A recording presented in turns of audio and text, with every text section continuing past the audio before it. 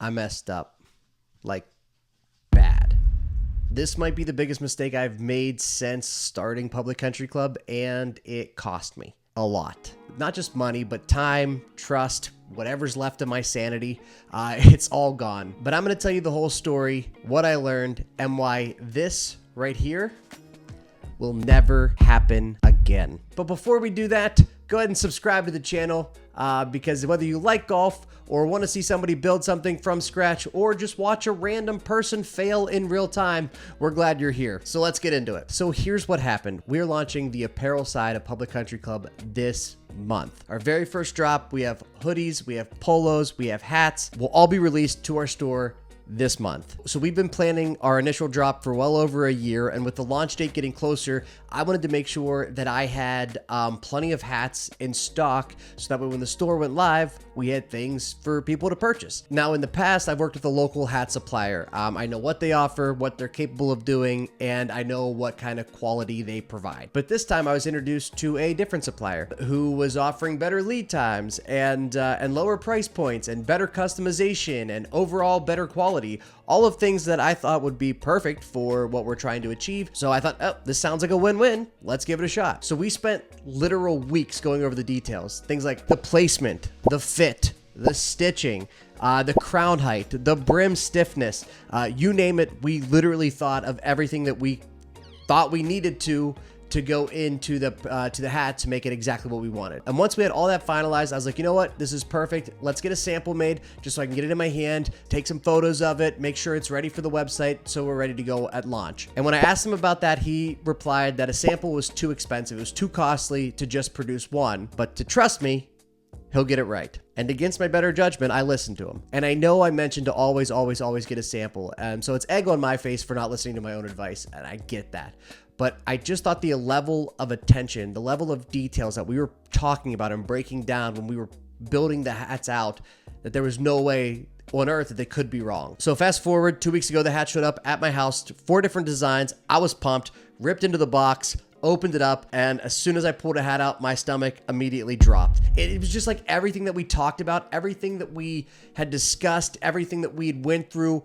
It's like they weren't even paying attention. Like the fit was entirely wrong. The logos were way too high. The colors were right, so there's that. And the stitching looked great, but it was just in all the wrong places. The brim was way too wide. It was way too wide across the crown of the hat and way too high. Like I'm not a fan of like the real high hats, and I really don't think it fits what we're trying to do.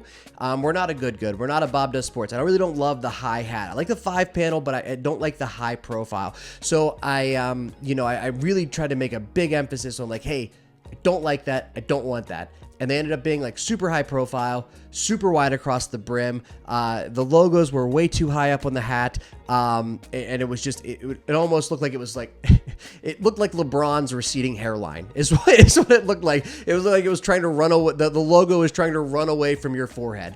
So that's not great. And I sat at my office and I just literally was just like, well, that's a couple $1,000s that I'm never, ever going to get back. And not only that, now that's weeks and weeks and weeks worth of work that I'm behind now. And with the launch coming up, like there's really not an opportunity for me to make this right prior to the launch. So money I can get back. I can work hard and I can figure out a way to make that back. Time, I can't get that back, especially when we're dealing with deadlines, which is why I started the process so early. And yeah, I could have just kept them, put them up on the website and sold them as is, or maybe discounted them a little bit to make up for the mistake. But I wasn't going to do that because that's not what Public Country Club is about. Like I want to be proud of every single piece that's on that website. And I want to be proud of the quality and the material and your experience when you purchase something from us, right? So like me just putting the hat up there, yeah, somebody might have enjoyed it, but it wasn't something I was proud of. So if I'm not happy with it, I'm not gonna sell it. It's just not gonna happen. And because I know when you guys get the products in your hands, I want you to feel like we give a shit. For lack of a better phrase, like we actually give a shit about what you're wearing, because we do, because I do. I wanted to make sure that everything was perfect. Like I want every item that you purchase from us to be something you'll wear proudly on and off the golf course. I'm not going to sell it if I'm not proud of it. So instead of selling something that I just didn't believe in, I just decided to take the hit on it. Now, here's semi good news. Luckily, I wasn't totally screwed, all right? Because I'd reached back out to the local supplier that I'd worked with in the past. And so that's kind of the nice thing is like the longer you do business, the more connections you have, the more ways you can network yourself out of a bad situation, which is what I was essentially trying to do. So I was able to reach out to them to do a small run of hats while I try to figure this out. So that they're going to be able to have something on the website at the time of the launch. So when people order a hat, they are going to get a product that, one, I know is going to be good. I know the quality is going to be good. I know the stitching is going to be good. And I know it's going to feel really good when you get it in your hand. Something that you're going to be proud to wear. So there's like a really, really good chance that we will have the hats ready to go by the time of the launch for the clothing brand, which is a great thing. And so here's the lesson. Always get a sample.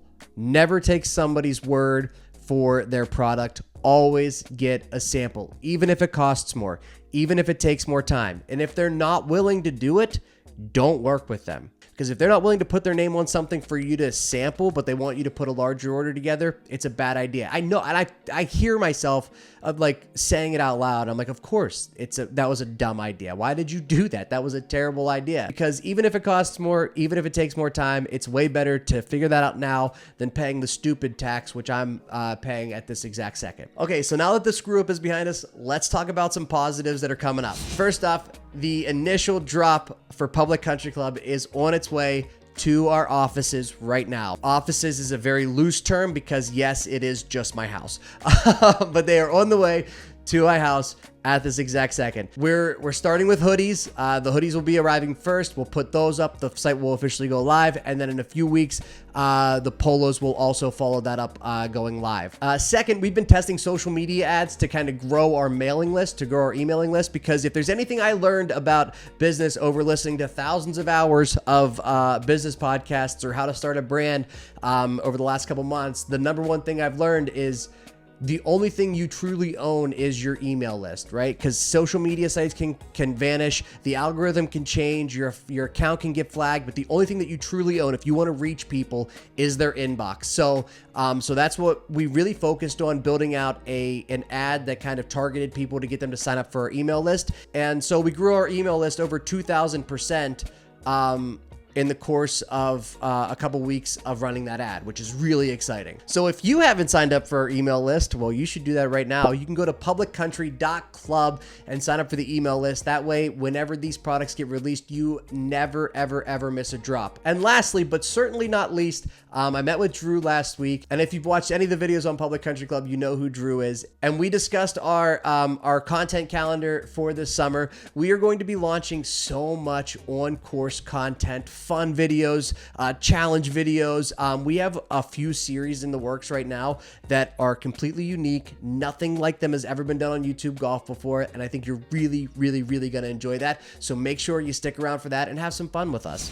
So just a little community shout out as well. Obviously, I know that we're still a small channel and we're growing, and I'm really, really proud of what we're building here and what we will build over the next couple of years.